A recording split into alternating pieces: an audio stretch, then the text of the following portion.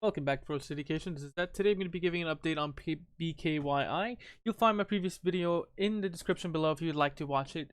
Make sure to drop a link to this video to help this channel grow. Subscribe to the channel and turn your notifications on to get the latest out of news. I'm going to be going through technical analysis here and then news and how I'm going to be trading the stock.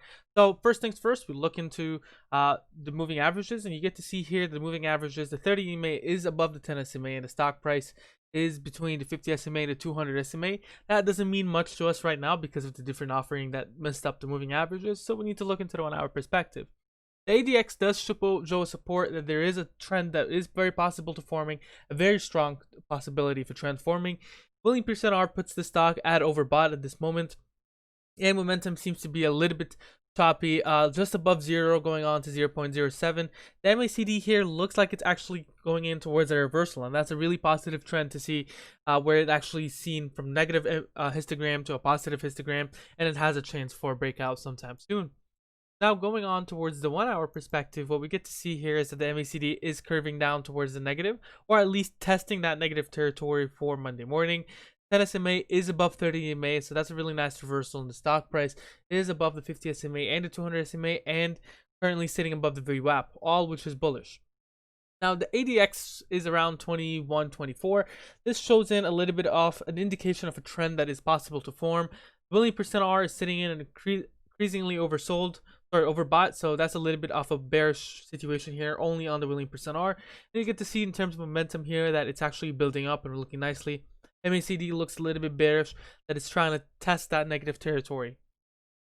Now moving on, we get to see a little bit of the moving averages, and you get to see the stock price is trading a little bit below on the bottom half of the moving average, as it has done before. But we get to see it's sitting in between 69 and 77. Bottom of the moving average band here in CN is the top is around 0.84, so you expect it to trade between there. You get to see on the unbalanced volume, it's been up and down, up and down, up and down. It could be something where some basic traders are trying to treat this as a buy and a sell every other day. Moving on towards supports and resistances, we get to see a Fibonacci support sitting at a 0.73 here. And we get to see that the stock price is rallying just above that. The current support beyond that is 0.72, 0.71, and then 0.69, and you get, 0.7, 0.69, 0.68. You basically see it every cent down is a support.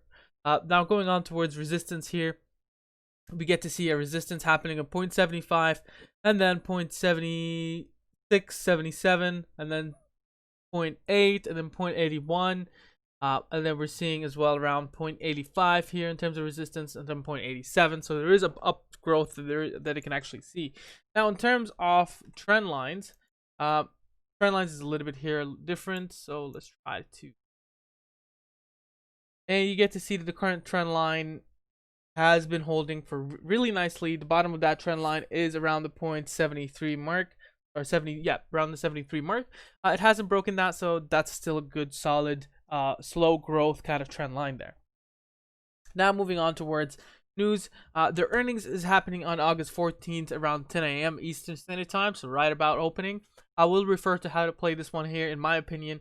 Now moving on towards institutional shares, you get to see that the last one was on Friday, and they've liquidated all their position, 100% gone. But here's the other one here. Last week, Intracoastal Capital has bought around 2.3 million shares for an ownership percentage of 420 off the company's shares. Okay, so the other news that we have is regarding their voting matters.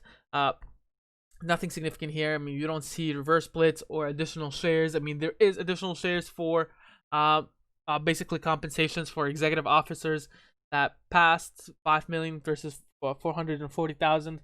So that's passed, but in terms of things like reverse split and whatnot, that is not on the table. And so it looks like they're very confident that they would do it on their own, for instance.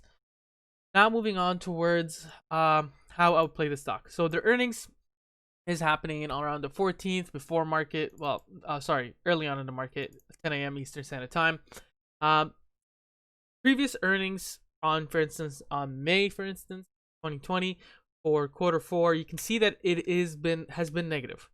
The surprise EPS has been quite bad previously, so I'll be very much scared to hold through the earnings, right? So if I would consider buying it on a dip or on a pullback.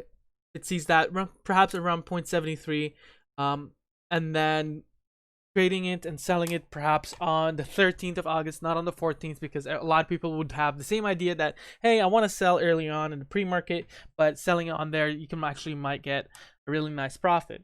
Now, how much profit are we talking about? That really is dependent. Now, we do know that they do have partnerships with companies like Microsoft and whatnot, so you will see it run closer to that price.